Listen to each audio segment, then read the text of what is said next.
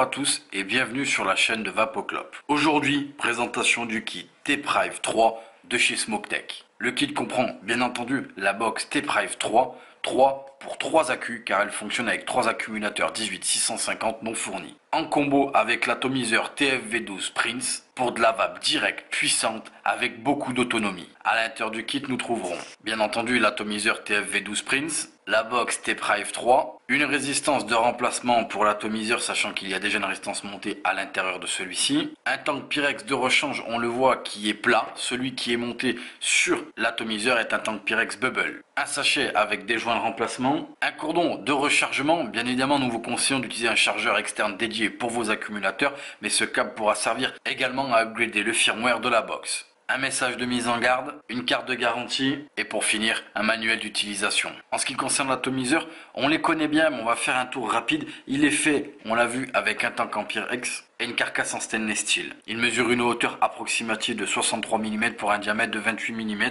et un poids approximatif de 60 g. Il a une contenance de 8 ml. En son sommet, on a ici un drip tip large en résine avec un style nid d'abeille. Il y a maintenant ici ce fameux tank. Ensuite, nous avons ce fameux top cap qui est rétractable, mais ici, qui est une nouvelle technologie avec un petit bouton qu'on va devoir pousser pour pouvoir ici libérer le cyclope afin de remplir l'atomiseur. À la base de l'ato, il y a une connexion type 510 et on a deux grosses arrivées d'air type cyclope avec, on le voit, une bague qu'on pourra faire varier de gauche à droite pour plus ou moins ouvrir ou fermer les arrivées d'air. On pourra bien évidemment dévisser cette base pour effectuer le changement de la résistance, le changement du tank ou le nettoyage complet de l'atomiseur. Nous reviendrons sur les résistances un peu plus tard. Au niveau de la box, on l'a vu, c'est une grosse box, elle est faite pour ça, pour avoir pas mal d'accumulateurs et pas mal de puissance. Elle mesure approximativement, puisque vous l'avez vu, c'est un design un petit peu particulier qui nous fait penser à d'autres box. Elle mesure une hauteur de 86 mm pour une largeur de 57,23 mm et une profondeur de 47 mm. Un poids approximatif de 260 g, donc effectivement ça commence à faire lourd, mais on n'a rien sans rien. Elle est capable d'envoyer entre 6 et 300 watts. Elle a les modes watts et contrôle température et elle accepte les résistances entre 0,1 et 2,5 ohms en mode watt et entre 0,05 et 2 ohms en mode contrôle de température. Nous pourrons bien évidemment faire varier la température entre 200 et 600 degrés Fahrenheit ou entre 100 et 315 degrés Celsius. Au sommet de la box, nous avons ici une connexion type 510 et ici on le voit dans le design, on a l'écran. Sur le côté ici, nous avons le bouton plus, le bouton moins. De ce côté-ci, nous avons ici la connexion micro USB.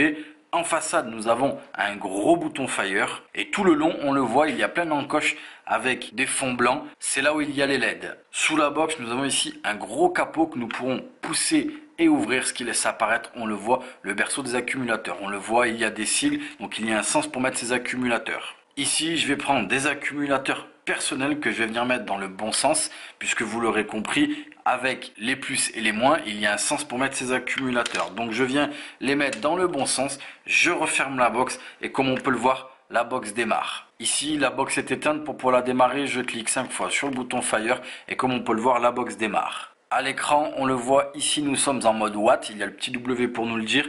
J'ai les watts que je vais pouvoir faire varier à l'aide du bouton plus, du bouton moins.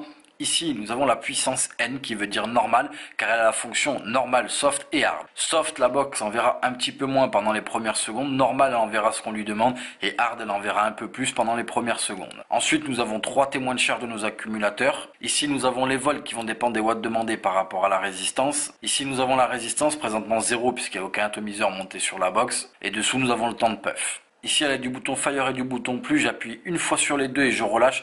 Et on va pouvoir choisir du coup le mode soft, normal ou hard. Pour valider, je reste appuyé sur le bouton Fire. Ensuite, il y a un premier menu, un menu rapide. À l'aide du bouton Fire et du bouton moins, je clique une fois dessus et on le voit, il me dit mode watt. Il me dit mode watt ou mode température. Donc ici, je peux rester en watt. Ici, je valide pour aller dans le mode température. Automatiquement, je me retrouve en température SS, mais ça, c'est quelque chose que je vais pouvoir calibrer dans le menu plus profond. Revenons au watt. Pour entrer dans le menu plus profond, je clique 3 fois sur le bouton Fire et on le voit ici, j'ai les différents menus. Le premier, le menu mode, je reste appuyé. On va commencer par les watts, je les sélectionne en restant appuyé. Il me demande si je vais être en soft, normal ou hard. Je reste en mode normal, je valide et je me retrouve dans les watts. Je retourne dans ce menu. Ici, je retourne dans le menu mode. Je choisis contrôle température. Je reste appuyé pour le sélectionner. Et là, je vais pouvoir choisir mes watts de départ. Une fois mes watts de départ choisis, je vais valider avec du bouton Fire. Et là, je vais pouvoir choisir Any, TI ou stainless steel. Si je reste en stainless steel,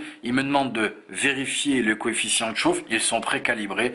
Je valide et je me retrouve dans la même configuration au niveau de l'écran, sauf que là, c'est la température que je vais pouvoir régler. Revenons au menu profond. Ensuite, après les modes, j'ai le menu puff, donc je reste appuyé pour entrer dedans et je vais pouvoir ici bloquer ma box à l'aide d'un certain nombre de puffs. Je valide et là, il me demande si je veux réinitialiser le compteur de puff. Troisième menu, le menu Colors. C'est là où je vais pouvoir choisir tout simplement, ici on le voit, les couleurs de mes LED. Ici je choisis une couleur, je reste appuyé. Il va me demander si je veux une lumière douce, un peu plus puissante ou qui clignote. Je valide et là il me demande quand est-ce que je veux que les LED s'allument. Soit éteintes, soit pendant que l'écran est allumé, soit tout le temps, soit quand je vape. Là je vais les laisser tout le temps. Ensuite nous avons le menu Settings. C'est là où je vais pouvoir gérer tout simplement le temps que mon écran va rester allumé, les contrastes de mon écran, l'orientation de l'écran, ajuster plus ou moins la résistance. Bref, c'est là où je vais pouvoir régler tout mon écran. Menu suivant, le menu Power, je reste appuyé. Là, je sélectionne si je veux éteindre ma box, je reste appuyé et ma box s'éteint.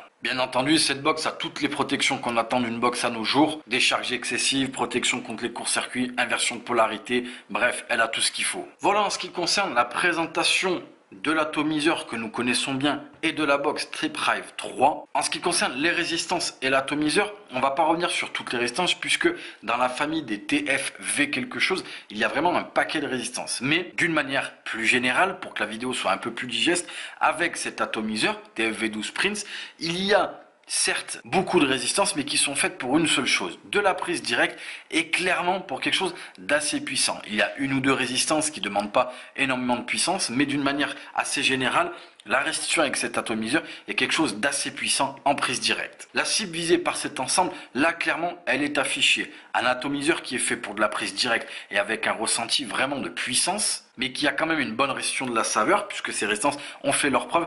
Et là, on a une box qui embarque 3 accumulateurs. On manque largement pas de puissance puisqu'on a 300 watts et on manquera pas d'autonomie puisqu'on a 3 accumulateurs qui sont embarqués. Clairement, c'est fait pour avoir de l'autonomie et quelque chose d'extrêmement puissant. Et donc, c'est fait pour ce genre de vapoteur. Un exemple tout simple, tous ceux qui aiment ces atomiseurs TFV12, TFV8 et qui ont des petites box qui se disent parfois « Ah, je manque un petit peu d'autonomie », clairement la TEPRIVE 3 est fait pour vous. En ce qui concerne la box et sa manipulation, clairement on a l'habitude de voir ce chipset chez Smoketek. Il fonctionne très bien, il est assez intuitif, il est simple et facile de compréhension.